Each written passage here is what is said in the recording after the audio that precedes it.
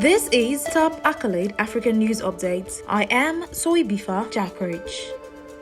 Congo police fired tear gas on Wednesday to disperse the protests by opposition supporters in the capital, Kinshasa, calling for a rerun of last week's chaotic presidential and legislative elections. The disputed vote threatens to further destabilize poverty-stricken Congo, which is already grappling with a security crisis in the east that has hampered development in the world's top producer of cobalt and other industrial minerals and metals. Five of President Felix Tshisekedi's challengers in the race called on their supporters to join a march on Wednesday against the poll, which they say was fraudulent and should be annulled. They vowed to proceed even after the government banned the protest on Tuesday, saying it was intended to undermine the work of the National Election Commission, (CENI), as it complies results that for now shows Tshisekedi with a strong lead. Police surrounded the headquarters of one of the incumbent's main challengers, Martin Fayulu, where protesters were meant to gather for a scheduled start time of 09:00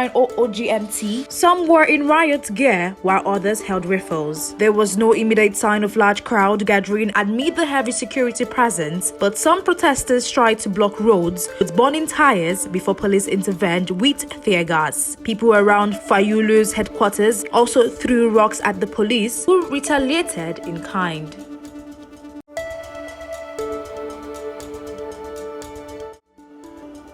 South Africans ran firm in teen trade on Wednesday, ahead of the last economic data releases of the year later this week. At 10:03 GMT, the rand traded at 18.5075 against the dollar, about 0.8% stronger than its previous close. We expect the local currency to remain fairly range-bound until the new year, said Andre Cilia, currency strategist at Treasury One. South African money supply, trade and budget balance data for the month of November are all due on Friday. On the stock market, the top 40 index was last trading about 3% higher. South Africa's benchmark 2030 government bond was marginally stronger, with the yield down 1 basis point at 9.735%.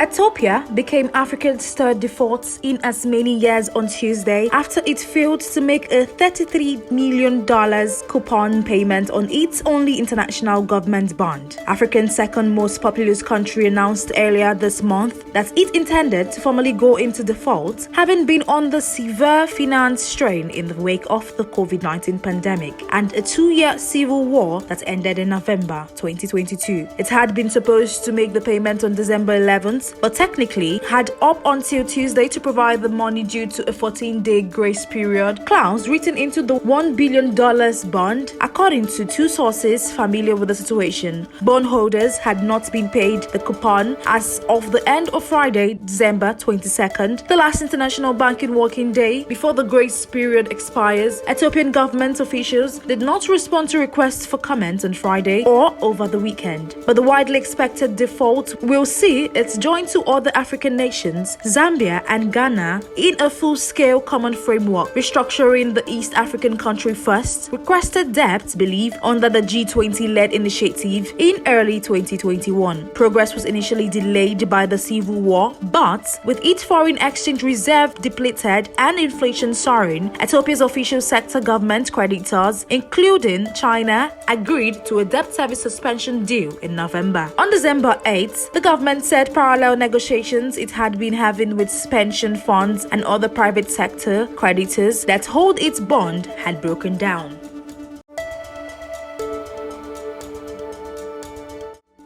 Nigeria's Competition Commission has ordered British American Tobacco (BAT) to pay a $110 million penalty in resolution of alleged abuse of market dominance, including infringement of public health regulations. The watchdog said on Wednesday the Federal Competition and Consumer Protection Commission (FCCPC) said the maker of Lockheed Strike and Dunhill cigarettes had also penalized retailers for providing equal platforms for its competitors' products. BAT did not respond respond immediately to an emailed request for comments in resolution of an investigation over a broad range of anti-competitive conduct, including abuse of dominance, seeking to frustrate competitors, and infringement of public health control regulations. British American Tobacco and FCCPC entered into a consent order including a penalty of $110 million, the competition agency said on social media platform X.